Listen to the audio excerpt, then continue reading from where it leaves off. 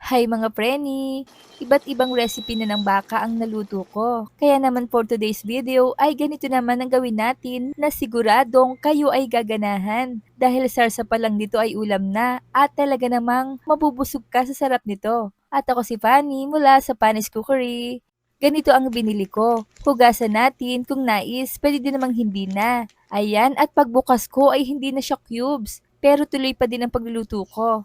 At sa pinainit na kawali ay maglagay tayo ng 1/4 cup of cooking oil. Tama lang ito sa ating pagluluto. Painitin muna natin. At ilagay na natin ang 4 na piraso ng ripe banana. At iprito lang natin ito until all the edges are brown. Ayan, at hanguin na natin. Then set aside. Iprito din natin ang bell pepper for about 1 minute. At hanguin din natin and set aside din. Ganun din ang gawin sa 1 medium carrot and 2 medium potatoes. At para sa kumpletong listahan ng mga sangkap ay panoorin ang video hanggang dulo. Set aside. Ilagay na natin ang garlic and saute natin until brown. Add onion. Saute together until fragrant. Ang sunod natin ay tomatoes at saute natin ito until soft. At kapag lumambot na nga, ay ilagay na natin ang sliced beef. Stir-fry lang natin for about 10 minutes until brown sa medium heat. Stir occasionally to cook evenly. Kailangan talaga natin ay brown na lahat, yung wala na talagang pinkish color. At ito naman yung gamit ko. Pero kukuha lang ako dito ng 1/2 cup tomato sauce. Ayan, at meron din naman akong beef cubes. Stir natin at isimmer for about 3 minutes hanggang sa ang broth ay maabsorb. Season with pepper at haluin muna natin for about 1 minute. Then add na natin ang soy sauce. Ito yung inilalagay ko dahil mas gusto ko yung medyo dark ang color.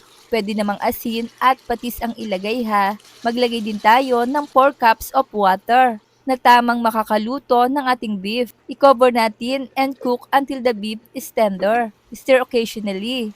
Saka tayo mag-a-add ng 1/3 cup banana ketchup. Stir natin to distribute. Saka ilalagay ang fried carrot and potatoes. And cook natin for about 5 minutes. Ilagay na natin ang green beans at i-cook natin for a few minutes. Saka ilalagay ang cabbage at hiniwa ko lang itong mga preni into quarters. Ayan, at i-cover natin and cook for 2 minutes. Tapos baligtarin natin para sa kabilang side. At ilagay na natin ang fried banana and bell pepper. Isimmer natin for a few minutes until thickened. Ang sarap ng mga preni. Turn up the heat. Kita niyo ba yung sarsa? Talaga naman ang aakit.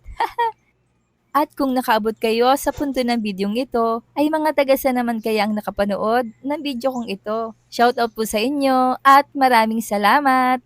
Ang dami kong nagawa mga preni. 3 lang kaming kakain dito sa bahay, kaya naman 3 kainan din naman ang magagawa ko dito. Iinit-initin ko na lang. Tara na mga preni, sandok na tayo ng atin na itong mahusgahan kung masarap nga ba at malambot. Ang sarap talaga at may taba pala itong nakuha ko. At laging tandaan mga preni ha, kahit masarap ang pagkain, dapat eat moderately lang. I-try nyo na to. Kaya naman kung hindi pa kayo nakapollow sa aking page ay i-follow nyo na ako para updated kayo sa mga reseping ibabahagi ko pa. Huwag kalimutan, cook with love. Thanks for watching. Bye-bye!